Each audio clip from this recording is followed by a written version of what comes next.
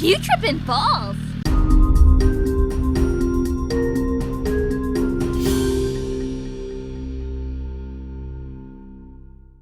Hey there, buds. I'm Chugawa Yao, and this series is dedicated to the lore of Eternal Return.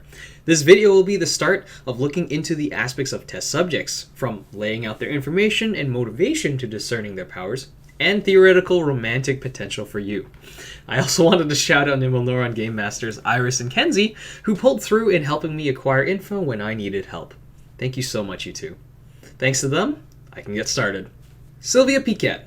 A thrill-seeking adrenaline junkie, this infamous racer will rush into any situation as long as fun is in the horizon. Excitement drives her so much that the experiences of challenging danger are greater than the value of her own life. Silvia most likely came to Lumia Island of her own volition. Given the conditions and the wild unpredictable encounters one may have as a test subject, Silvia would be convinced to join the experiment with zero questions. While many may come to think that she's stupid and incompetent, she's actually very intentional and serious about how she wants to live her life. Her condition of having fun and achieving that fun is all that matters to her. Some fun may be a bit too extreme for others, but if being extreme is what makes it fun, then Silvia will be that extreme for her goals. Before coming to Lumia Island, Silvia was a renowned motorcycle racer. If you were a fan of hers or not, people were always bewildered by the fearless risks she took. If Mario Kart racing was a real thing, hazards and all, I guarantee you she'd be in it. Why would she take such life-threatening risks? Even asking this question is actually the difference between herself and others. She doesn't question these things at all. She just goes. Some would think she's suicidal, and while she does carry the values of a hedonist or a nihilist, depending on which mood you find her in, it's not that she doesn't care about her own life. It's that she thinks life should be experienced to the fullest, without inhibitions of worry.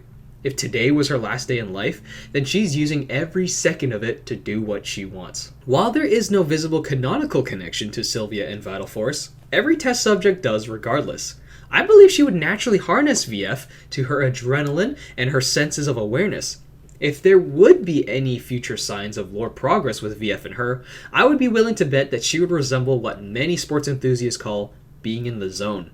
Meaning she is not only fully attuned to the matter at hand, but will be the quickest and most reactive to the situation. Almost like the instinctive nature of animals in their natural habitat. And if it is not that, then my only other guess would be her need for speed. Despite having such a thrill-focused life, Silvia actually still enjoys times of relaxation and taking in the scene.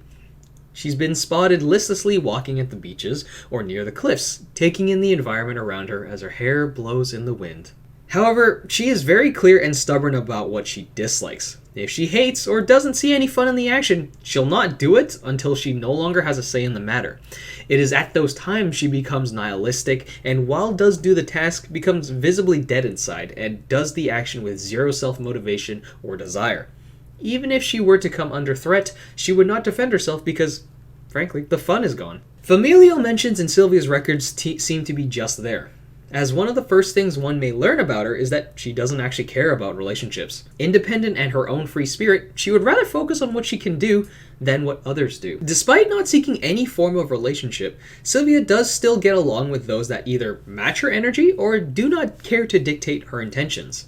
The closest test subject that can be called her friend is Li Dailin, with both carrying an attitude to not care at all about what others opinionate on or what they say they do.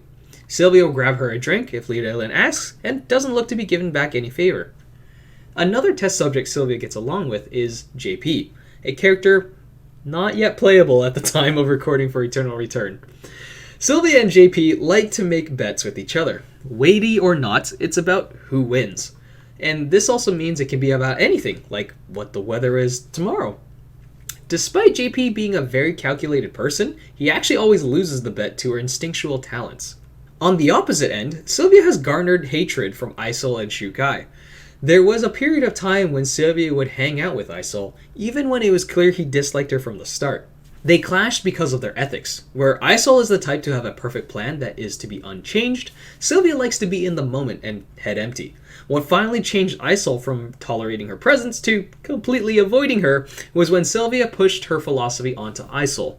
Isol responded saying that there's nothing to joy in his life. Then Silvia plainly replied to him, "Then why do you live?" This was not actually ill-intended. She just genuinely believes that no one has reason to live if they aren't enjoying it. For Shukai, it is a lot more on the immature side of Silvia. When it came to some food that Shukai had prepared, she would nitpick certain ones because she didn't like them. Shukai would see this as an insulting and ungrateful to his work. The researcher that witnessed this interaction had a bad feeling because it was already known that Shukai has used human meat for dumplings before. Silvia goes into experiments with the intention of having fun. Being chased or chasing someone is part of that. This can be quite awkward if she's part of a group, as she will take actions with all impulsive gain and no strategic value. When it comes to actually killing someone, she is said to rarely ever kill anyone herself. She would rather just tie someone up at the end of it, leave them alone, and move on to the next thing she seeks. Her recklessness and thoughtlessness to the situation also means that everything she uses is disposable. So while she has her own personal favorite motorbikes, she will also use them to their very limits. Speeding? Can't ticket me if you can't catch me. Why are you always so depressed, Bernice? Try to enjoy life. Crying and laughing? Weirdo. Can you quit with the nagging already, Fiora? Come on, follow me, Hyunwoo. Stop with the traps. I'll get a flat tire. Try and catch me, Jackie. I don't know about the rest, but I'm faster than you for sure. Don't you have any other joy in life? Where does that you ride to? Want a race? Think that you can hit me with even an arrow? You're gonna be okay now, I promise. Meditation? Boring!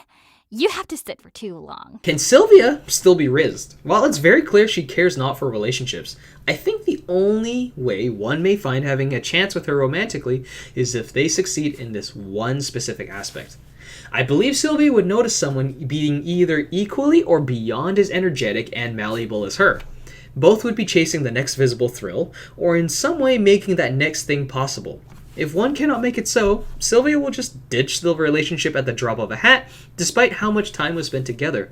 Because once the relationship has run out of its use, on to the next thing with nothing held back. This means that the person would need a high income to supply the multitude of things needed to pull it off, a similar lack of care of all other needs, and the wherewithal to go for things against sensibilities. Should someone go against, or at minimum, slow down her wishes, the probability of making that shot is 0. Silvia is the character that made me want to know Eternal Return. There was the obvious bias of liking a female character type that was tomboyish with short hair. However, I was sold when it came to her voice lines and kit. From her day one release, I played her even if she was at the time considered one of, if not the worst character due to her bugs and issues. This didn't stop me because even just hearing her lines while playing her kept making me smile. Even when she had to go through 2 different voice actors, I loved both performances immensely because the character shines in an attitude that makes me want to cheer. So, yeah, I do admit there has been an intense eye from me throughout the character in both the highs and lows that it would be hard for me to find great issues in how she is presented in the lore. She is a character I'm not challenged in questioning with how she became a part of the experiments, nor do I see odds with her causing issues for her inclusion in the Eternal Return universe.